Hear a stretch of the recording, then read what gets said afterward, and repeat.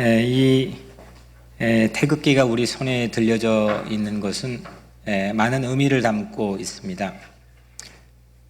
누군가의 희생과 헌신 그리고 용기와 신앙적 결단이 없었다고 한다면 우리에게는 오늘 발딛고 사는 삶의 터전이 우리에겐 주어져 있지 않을 것이고, 또한 이 태극기를 우리가 자유롭게 흔들 수 없었을지도 모릅니다. 그래서 오늘 이스라엘 백성들은 성경에 나와 있는 대로 그들은 유월절을 가장 큰 명절로 지키고 있고, 또 여전히 4,300년이 지난 지금도 그들은 그 유월절을 기억하고 있습니다. 불과 74년밖에 되지 않는 하나님께서 우리에게 주신 이 광복의 기쁨, 또 광복 안에 담겨 있는 여러 가지 아픔과 사연들을 우리가 잊지 않고 우리 신앙 안에서 기억하는 것, 매우 깊은 신앙적 의미가 있다고 생각을 합니다. 올해 우리 교우들과 이스라엘 성지 순례를 했었습니다. 그 중에 여리고라고 하는, 오늘 본문 안에 있는 도시죠. 이 여리고라고 하는 도시를 성지 순례에서 방문했었습니다.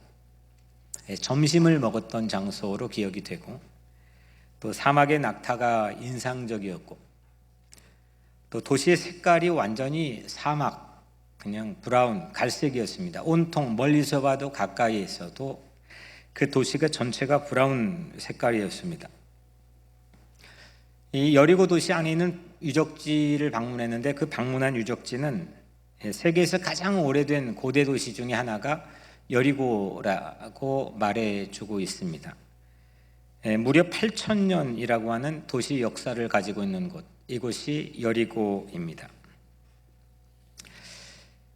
특별히 이제 다른 이스라엘 건너편에, 요단강 건너편에 있는 요르단이라는 나라에서 바라보면 이 여리고가 한눈에 보이고, 특별히 요르단의 느보산, 모세가 마지막 백성들을 이끌고 정작 자기는 이스라엘 땅에 들어가지 못한 채로 그 하나님이 약속해 주신 땅을 바라봤던 느보산, 이 느보산에서 여리고 쪽을 바라보면 여리고가 한눈에 그림처럼 보여집니다. 성경에 나와 있는 이 백성들이 그렇게 봤겠다. 그리고 마음속에 여러 가지 생각들이 교차했겠다. 지나왔던 40년, 광야의 40년들이 주마등처럼 스쳐 지나갔겠다. 이런 생각을 그 여리고를 바라봤던 제게도 마음속에 있었습니다. 하나님이 약속해 주신, 일명 성경에서는 젖과 꿀이 흐르는 약속의 땅, 이 땅에 이스라엘 백성들, 모세를 필두로 해서 수없는 이스라엘 백성들이 그 땅을 향해서 살아왔습니다. 그리고 그 땅에 이제 들어갑니다. 이 여리고는 요단강을 건너자마자 이스라엘 그 약속의 땅에 초입, 다른 표현으로 하자면 열쇠 구멍 같은, 그걸 열어야 그 땅이 열리는 그런 첫 번째 도시가 여리고입니다. 그리고 여리고의 성터도 매우 인상적이었습니다. 제가 언젠가 말씀드렸던 것처럼 고고학적인 도움으로 당시에 오늘 본문에 나와 있는 여리고 성을 전문가들이 추정하기로는 이중성벽이었고, 그 성의 높이는 9m고, 그 이중성 하나 넘는다고 해서 끝나는 게 아니고 2개를 넘어야 되는데 그 사이의 거리가 무려 4.5m. 그래서 정말 이 성경에서도 난공불락의 성, 누구도 감히 근접할 수 없는 그런 막강한 성의 위용을 우리에게 본문도 말해주지만 당시 고대 유적지인 성터도 매우 인상적으로 우리에게 말해줄 수 있습니다. 다시 오늘 본문으로 우리가 돌아와 보면 무려 지금부터 3,400년 전입니다. 오늘 본문의 이야기는 3,400년 전에 여리고라고 하는 도시에 성이 있는데, 그 성을 중심으로 우리에게 소개가 되고 있습니다. 그때 당시 여리고 성은 오늘 본문을 통해서 우리에게 보여지는 분위기는 적막강산의 긴장이 감돌았습니다. 아주 고요합니다. 1절에 보면 이스라엘 자손들로 말미암아 여리고는 굳게 닫혔고 출입하는 자가 없더라. 여리고는 이스라엘 백성으로 인해서 철통같이 모든 성문이 굳게 닫혀 있었고 들어가는 사람도 없고 거기 그 성에 나오는 사람도 한 사람도 없었다 이겁니다. 하나님은 이 여호수아에게, 당시 이스라엘 백성을 이끌었던 지도자인 여호수아에게 이 고대 제국의 막강한 난공불락의 성인 여리고 성을 무너뜨릴 전략을 오늘 본문에서 말씀해 주십니다. 어떤 전략이냐? 하루에 한 번씩 여리고 성을 걸으라는 겁니다.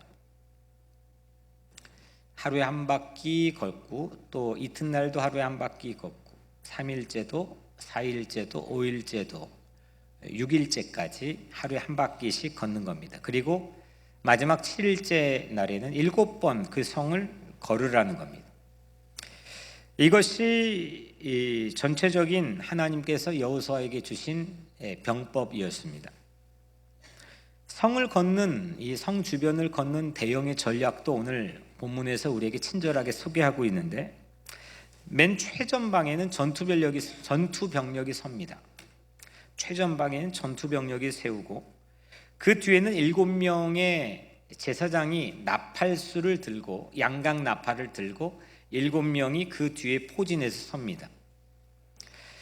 그리고 그 뒤론 이스라엘 백성들의 심장과 같은 언약궤가 따라오고, 그리고 최후방에는 무장한 병력이 배치됩니다. 그 사이에 수십만 명의 이스라엘 백성들이 그 안에 대열을 이룹니다. 이 대형으로 매일 하루에 한 바퀴씩 6일을 걷는 겁니다. 이게 여호수아, 그 세계 가장 오래된 도시이자 당시에도 정말 난공불락의 성을 들어갈 수 있는 하나님께 주신 병법입니다.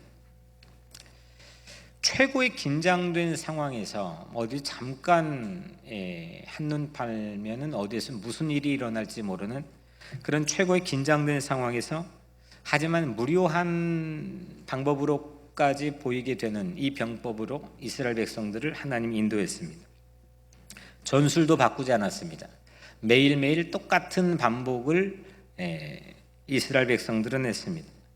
6일 동안 같은 장소에서 같은 사람들이 같은 시간대 같은 병법으로 지속적인 반복을 했습니다. 이집트에서 여리고까지, 이스라엘 백성들이 40년 전 처음에 이집트에서 노예로 살다가 출애굽을 했죠.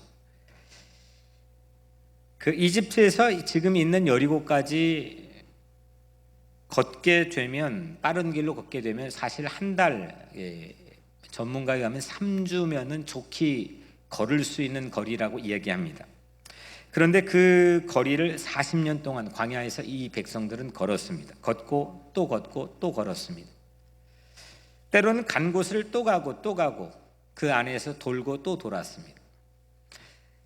그들의 일상을 성경에 나와 있는 풍경을 통해서 짐작해 보면 매일 아침 텐트 걷고 저녁에 또 텐트 치고 수십만 명이 동일한 일상을 반복했습니다. 텐트 치고 텐트 걷고, 매일 아침 양식, 하늘에서 내려온 양식인 만나를 줍고 매일 저녁엔 메추라기를 주었습니다. 40년 동안 반복했습니다. 그때 성경에 나와 있는 백성들의 모습은 감사보다도 불평이 많았습니다. 이 컴플레인, 불평의 이슈는 성경이 광야 40년을 우리에게 보여주고 있는 주요 이슈입니다. 아무리 긴장된 삶도 일상이 되면, 반복이 되면 감사를 잃어버립니다. 기적 같은 감사, 정말 상상할 수 없는 감사를 잃어버립니다. 일상이 되었기 때문입니다. 그래서 하나님은 약속의 땅, 이 여리고 성에 들어갈 병법을 특별하게 기획해 주시는데, 매일 같은 장소에서 같은 방법으로 걷게 했습니다. 특별한 일을 매우 지극히 평범하게 만들어 주셨습니다. 6일간의 일지 요약이 오늘 11절에서 14절에 소개가 되는데, 여호와의 궤가 그 성을 한 번 돌게 하고 그들이 진영으로 들어와서 진영에서 자니라. 또 여호수아가 아침에 일찍 일어나서 제사장들이 여호와의 궤를 메고 그 둘째 날에도 그 성을 한 번 돌고 진영으로 돌아오니라. 엿새 동안을 이같이 행하니라.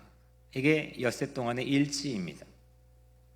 평범한 일상은 뭐냐? 걷기입니다. 걷는 겁니다.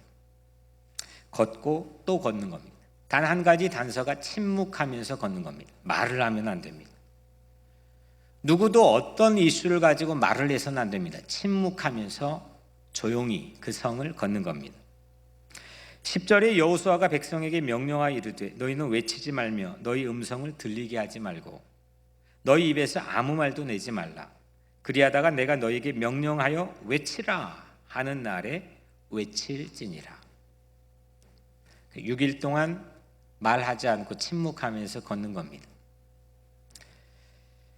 국경선 청소년 평화순례가 6회째를 맞이했습니다. 하나님께서는 우리 교회의 첫 번째 선교지를 한국의 비무장지대로 삼게 했습니다. 매우 유니크하죠. 6회째 걷게 했습니다. 올해는 뉴욕으로 미국으로 국제 청소년들이 함께 모였습니다. 우리 교회 베이스 캠프를 차리고 뉴욕과 필라델피아 그리고 워싱턴 DC 평화가 깨져 있는 곳, 하지만 그 평화에 깨져 있는 곳에서 평화를 위해서 끊임없이 기도했던 사람들, 이 사람들 또 이 사람들이 있던 장소들을 찾아 평화 순례를 진행하고 있습니다. 그냥 여행으로는 아마 쉽지 않고 아무 오래 살아 쉽지 안 해봤을 가능성이 매우 많은 그런 순례 코스들로 우리 청소년들이 진행되고 있습니다.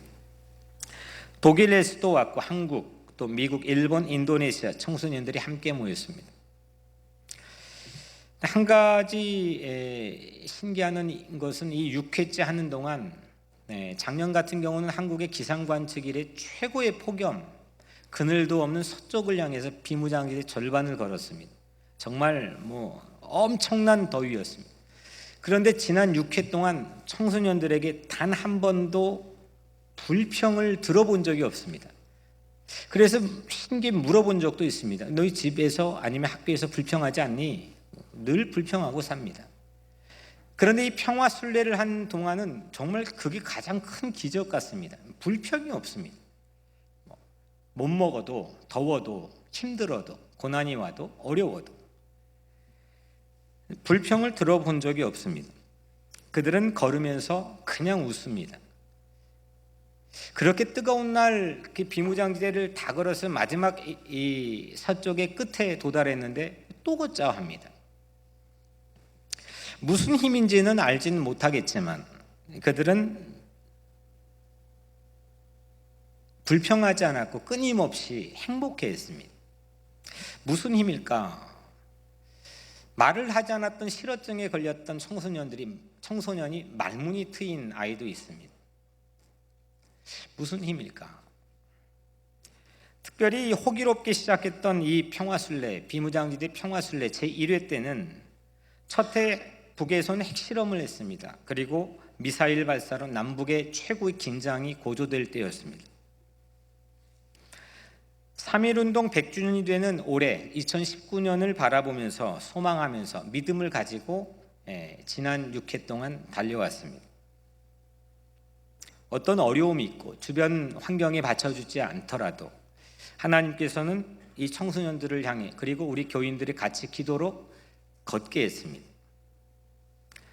그 안에는 정말 3.1 100주년을 앞두고 말도 되지 않는 평화의 무드가 우리 고국에 열리기도 했습니다. 열릴 듯 말 듯 하며 도리어 위기도 오고 또 기적이 일어나기도 하고 밀쳐두는 것 같기도 하고 열릴까 말까 이런 상황들을 우리는 지난 6회 진행되는 기간 동안 경험했습니다. 포기도 생각났습니다. 사실 올해도 제가 푸념 섞인 농담으로 지나가는 얘기로 디렉터들 모임에서 그런 얘기를 했습니다. 포기도 생각납니다.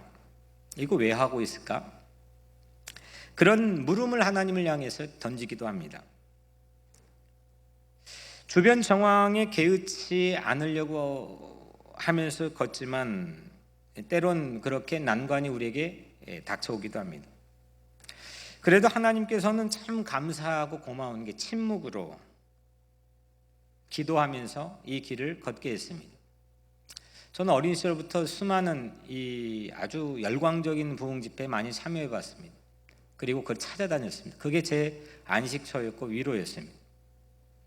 기도하는 게 얼마나 큰 힘인지 저는 그때 가장 힘들었던 순간에 체험했고 알았습니다. 하지만 이 청소년들과 함께 하는 이 평화순례의 걷기는 어떤 부흥의 체험보다도 제게는 매우 남달랐고 큰 능력을 경험하게 하고 있습니다.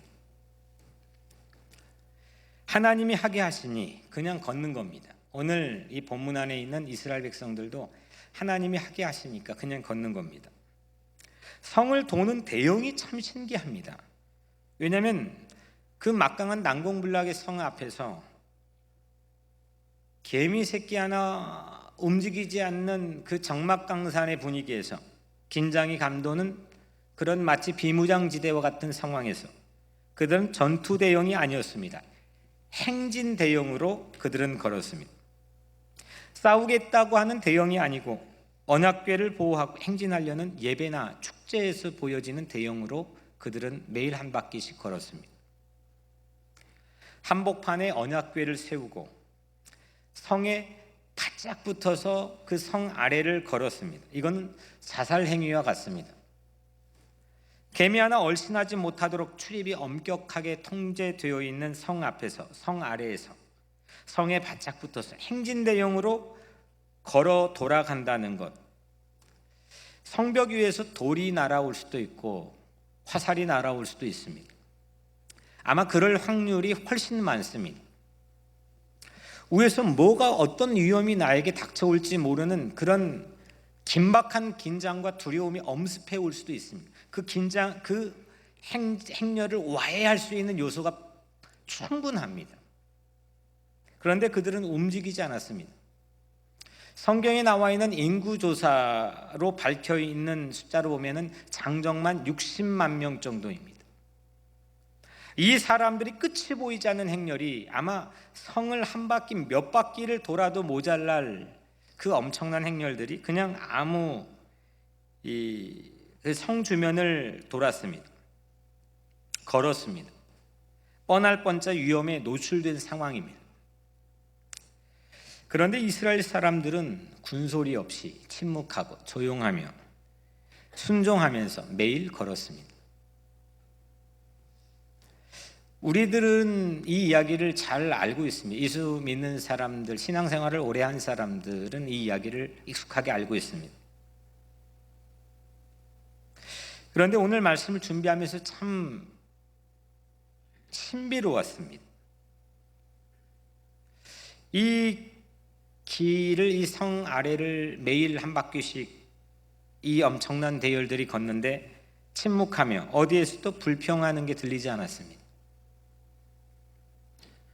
그들은 평화 훈련을 받았습니다. 위험지대가 코앞에 놓여있는 상황이 평화를 살아냅니다. 평화를 살아냅니다. 그 상황에서, 그 긴장된 마치 비무장지대와 같은 상황에서 평화를 살아냅니다. 그리고 하나님께 주신 평화를 체험합니다. 어마어마한 위험과 긴장 아래서 평화를 믿습니다. 평화를 믿지 않고는 그렇게 걸을 수 없습니다. 그들은 아예 평화를 걸었습니다. 저는 이 말씀이 참 좋습니다. 시편 23편 4절 말씀이죠. 내가 사망의 음침한 골짜기를 다닐지라도 해를 두려워하지 않을 것은 주께서 나와 함께 하심이라. 아멘. 내가 사망의 음침한 골짜기를 다닐지라도, 죽음이 엄습해오는 골짜기를 걸을 때일지라도 두려움 없이 걸을 수 있는 폼이 이 말씀 안에 보여 있기 때문입니다. 하나님은 세상을 창조하시기 직전 혼돈, 공허, 흑암이 깊은 물 위를 운행하며 걸으셨습니다. 물 위를 하나님은 걸으셨습니다. 평화가 깨져 있는 무질서 위, 혼돈, 공허, 흑암이 깊은 그 무질서 위를 걸으셨습니다. 그리고 세상을 창조하셨습니다. 예수님께서도 파도 위를 걸으셨습니다. 평화가 깨져 넘실대는 파도 위를 걸으셨습니다. 그 위에 배 위에 있던 제자들이 소스라치게 놀라 두려움에 떨고 있는 그 파도 위를 예수님은 걸으셨습니다. 예수님은 십자가 길로 불려져 있는 비아돌로로사, 그 십자가 짊어지고 가는 그 길을 예수님은 실제 걸으셨습니다. 평화가 깨진 곳을 예수님은 걸었습니다. 사도 바울도 세 차례나 세계 평화가 깨진 곳을 3,000마일 이상을 걸었습니다. 그리고 걸으면서 기적이 일어났습니다. 하나님이 걸으면서 천지창조의 포문을 열어주셨고, 예수님이 걸으면서 풍랑이 있는 파도가 잔잔해졌습니다. 예수님이 십자가의 길을 걸으면서 누구도 열어보지 못한 부활과 영생의 길을 여셨습니다. 우리 교회는 기도로, 실제로, 사랑으로, 관심으로 비무장지대를 걷게 하셨습니다. 한국뿐만 아니라 독일과 미국의 평화가 깨지는 것도 걸었습니다. 어제는 우리 청소년들이 할렘을 아주 한참 동안 걸었습니다. 아마 여러분들 잘 알지 못한 그곳에 있는 유적지, 또 아픔, 또 평화를 위해 애썼던 교회, 이런 장소들을 함께 찾아 기도하고 걸었습니다. 여호수아와 수십만 사람들의 행렬은 여리고성을 매일 한 바퀴씩 걸었고, 우리 또한 오늘 일상을 걷고 있습니다. 그 우리 일상을 걷는 우리 행동도 마치 우리 각자의 여리고성을 돌고 있는지도 모릅니다. 우리 민족도 마찬가지고, 미국도 마찬가지고, 미국의 어려움에 빠져 있는 수많은 이민자들도 마찬가지입니다. 난공불락의 성, 여리고성, 각자의 다양한 얼굴로 이 세상 곳곳에 있는 여리고성을 이 세상 많은 사람들이 걷고 있습니다. 평화가 깨진 가정, 평화가 깨진 도시, 그 도시를 하나님께서는 우리에게 말없이 걷게 하십니다. 포기하지 않겠다는 기도가 걸음이고, 이 걸음이 곧 평화입니다. 왜 걷게 하는 것일까? 왜 우리에게 걷게 하시는 것일까? 왜 성경에서 오늘 이 말씀이 걷게 하시는 것일까? 대중교통이 없었기 때문일까? 왜 이 걷게 하는 특별한 병법을 하나님 기획하신 걸까? 왜 여리고성을 매일 걷게 하셨을까? 여리고성을 무너뜨리기 전에 내 안의 두려움을 무너뜨리기 위함입니다. 그 사람들, 그 백성들도 물론 하나님 믿는 사람들이었지만 똑같은 두려움 가졌던 사람들입니다. 그 사람들이 광야에서 보여줬던 모습은 충분히 그러고도 넉넉하게 남음이 있는 모습입니다. 그들은 조그만한 일에도 두려워했습니다. 그리고 불안해했습니다. 그리고 불평했습니다. 심지어는 모세를 향해 돌을 던지기까지 했습니다. 돌을 던지려고도 했습니다. 그들 안에는 두려움이 빼곡하게 쌓여 있습니다.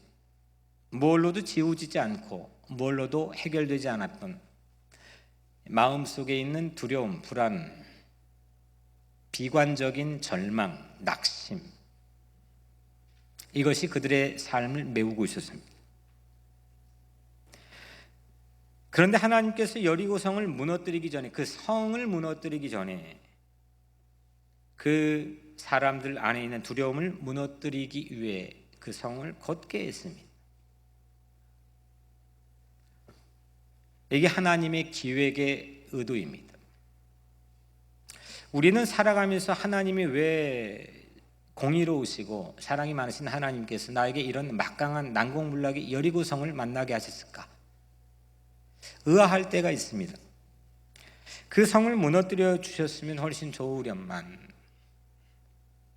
우리 조국의 분단의 역사를 끝내고 평화 통일을 주시고 우리가 살고 있는 이 땅에도 평화를 주시면 훨씬 좋으련만 왜 그 여리고 성을 여전히 난공불락의 성으로 우리 앞에 보이게 하는 걸까? 그리고 왜 오늘 우리는 똑같은 일상을 반복하며 걷게 하시는 걸까? 그런 의문과 질문을 우리는 마음에 품고 살기도 합니다. 오늘 이 말씀 안에서 하나님께 주시는 하나님의 기획의 의도는 내 안에 불신, 내 안에 절망, 내 안에 두려움, 내 안에 의심을 무너뜨리기 위함입니다. 내 안에 불평을 무너뜨리기 위함입니다. 이걸 무너뜨리지 않고선 어떤 성을 무너뜨려도 그건 허사에 그칩니다. 그 성에 들어가도 여전히 동일한 일상을 살기 때문입니다.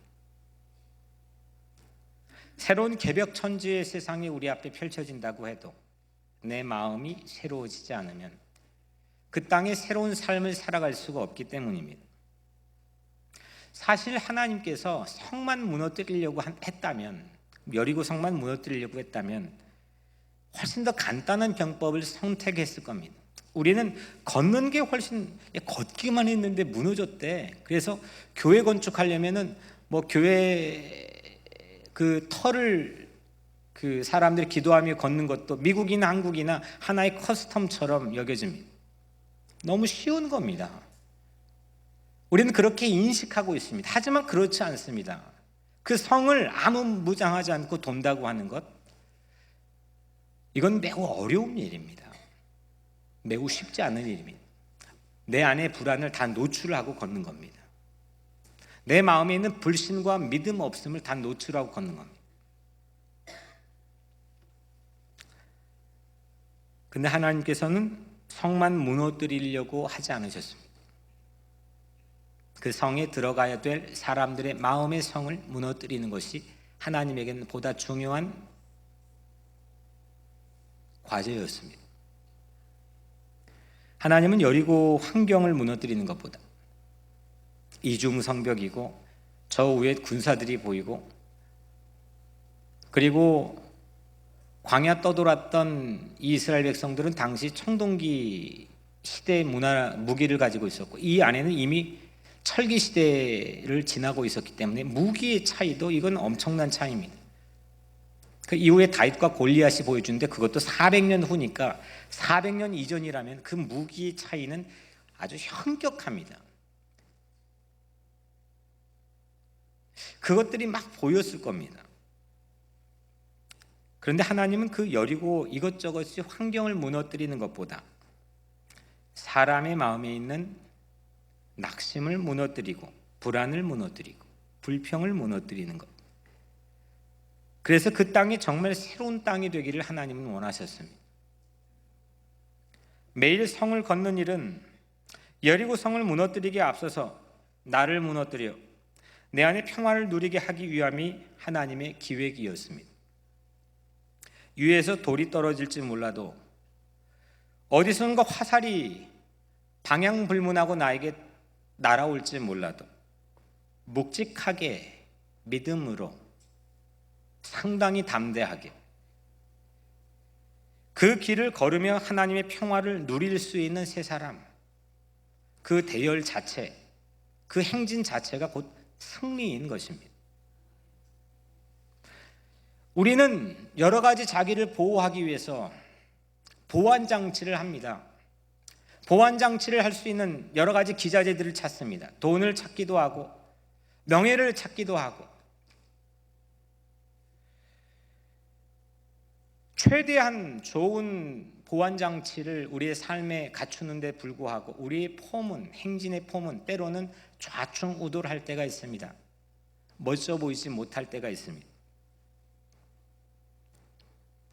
하지만 하나님께서 오늘 예배를 드리고 이 말씀을 함께 나눈 우리 모두, 저와 여러분들에겐 이 인생을 걸어가며 수많은 평화가 깨진 이슈들이 곳곳에 도사리고 있는 이 시대를 걷고 있는 우리의 삶의 행렬이 상당히 멋지고 상당히 매력적이고 상당히 아름답게 하시기를 원하십니다. 엿새 동안 여리고 성을 매일 한 번씩 돌았는데 성이 요동도 하지 않았습니다. 그리고 마지막 7일째 그 7일째, 지금까지 요동도 하지 않았는데 무슨 일이 일어날까? 그 7일째를 이 사람들이 소홀했다면 어떻게 되었을까? 아무 일도 일어나지 않았을 겁니다.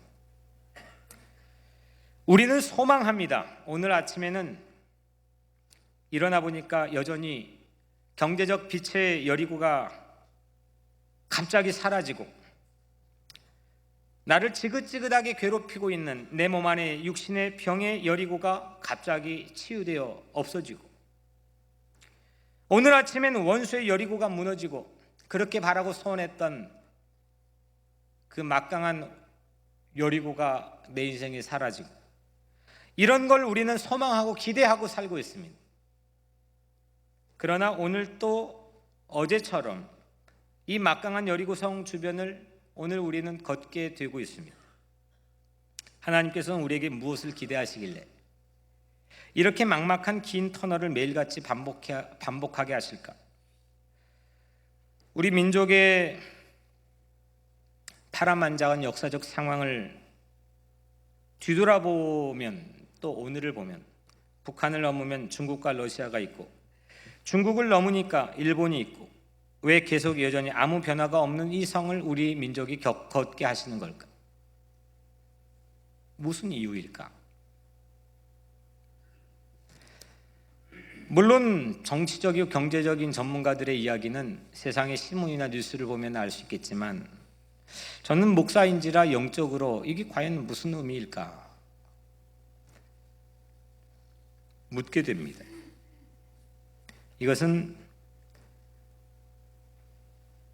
환경을 먼저 바꾸는 것보다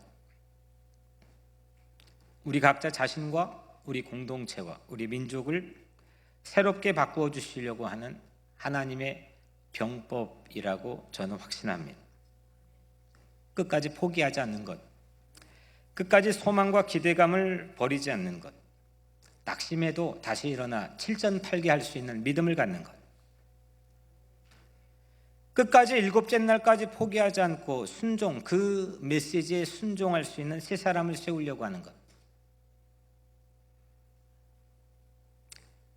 이게 하나님께서 우리를 향한 기획이고 병법이십니다.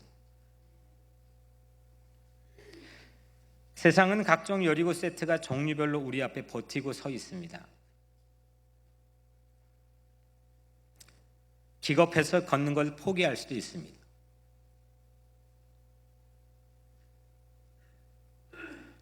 여러분들의 기도를 부탁해 드린 한 분이 돌아오는 목요일 다리를 절단하는 수술을 합니다. 종전처럼 걸을 수 없습니다. 그분이 이 수술을 안 하려고 했습니다. 구차하게 이렇게 사느니 천국에 대한 소망을 가지고 있는데, 그런 선택을 거의 확정지었었습니다. 그만큼 우리는 인생에 걷는 걸 포기할 순간들이 곳곳에 도사리고 우리를 엄습해 오고 있습니다.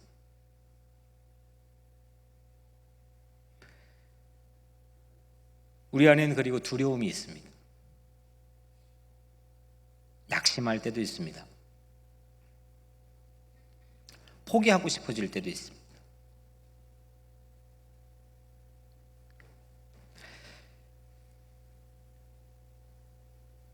여리고가 무너지기 전에 내가 먼저 무너질지도 모르겠다고 하는 두려움이 그 여리고 성보다 더 크게 내 안에 있을지도 모르겠습니다. 그러나 여러분들 그 두려움을 이겨내시길 바랍니다. 믿음으로, 확신으로 그 걷는 걸 포기하지 않으시길 바랍니다. 여러분들에게 있는 그 두 다리는 하나님께서 이 땅에 무수한 평화에 깨지는 곳을 기도하며 순례하고 걷도록, 여러분들의 인생을 다 걷지 못할까 염려하신 하나님께서 그 길의 모든 것들을 책임지고 지켜주시겠다니 약속까지 더하여서 우리에게 걷게 하시는 하나님 은혜의 표지가 우리의 다리이기도 합니다.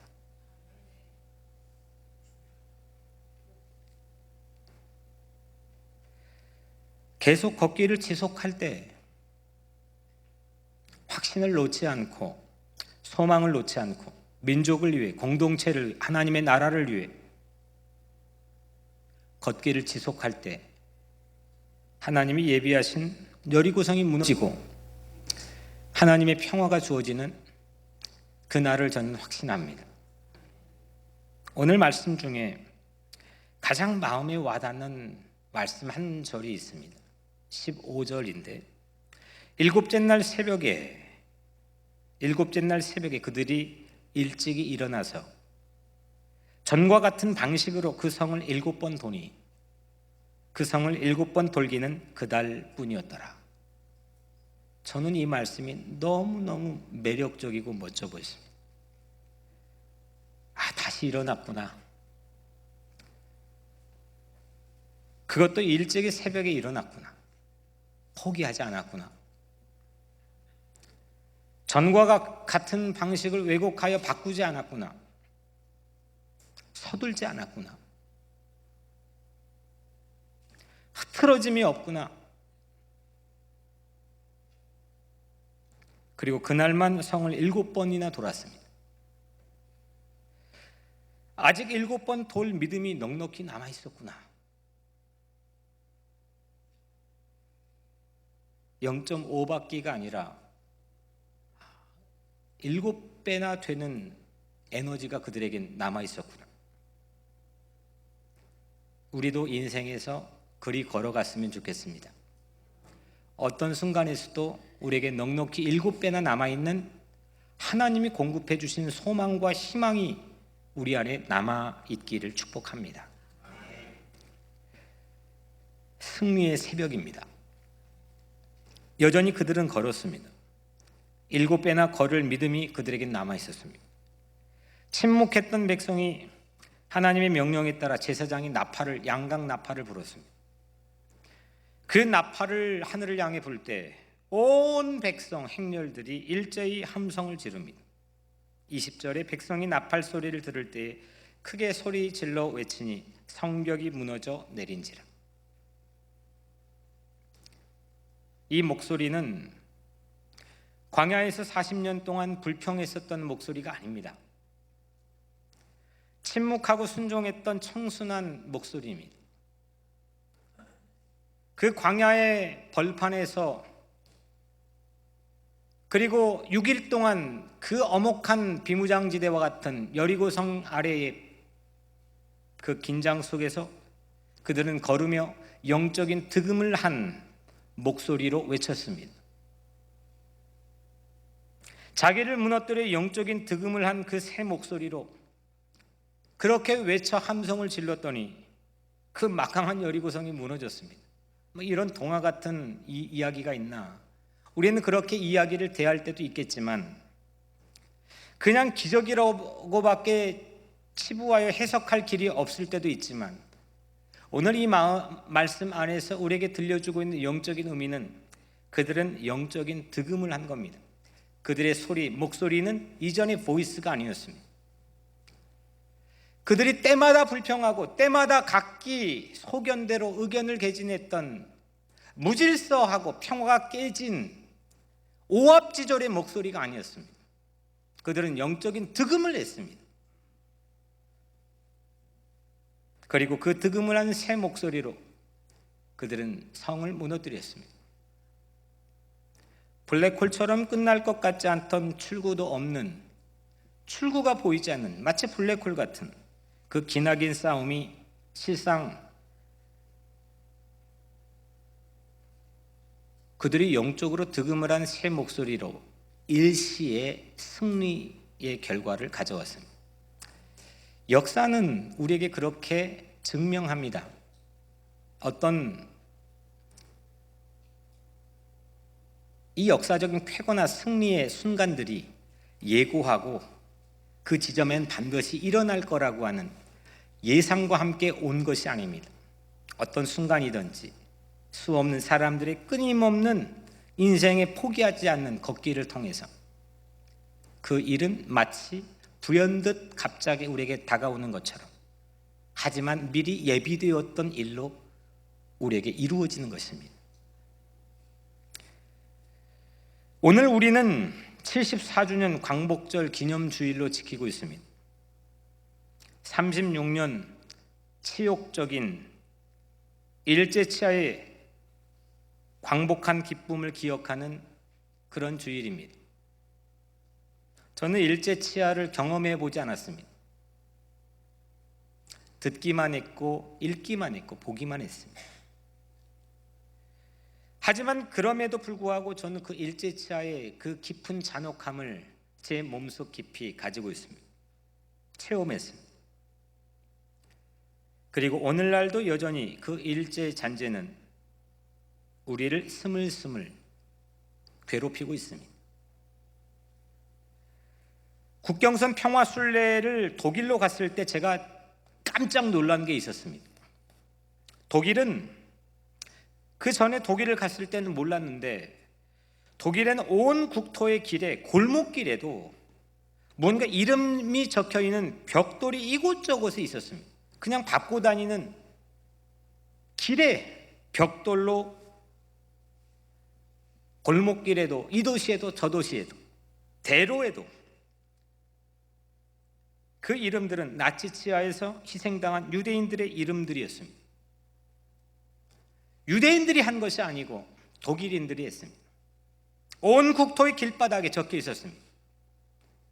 오늘날 이게 국익에 도움이 되냐 안 되냐, 경제적 실익이 있느냐 없느냐, 많은 갑론을박이 있지만 저는 이 사실을 통해 많은 진리를 배우게 됩니다. 피해자가 한 것도 아니고 가해자의 사과이고 가해자의 용감한 기억이었습니다. 걸으면서 알았습니다.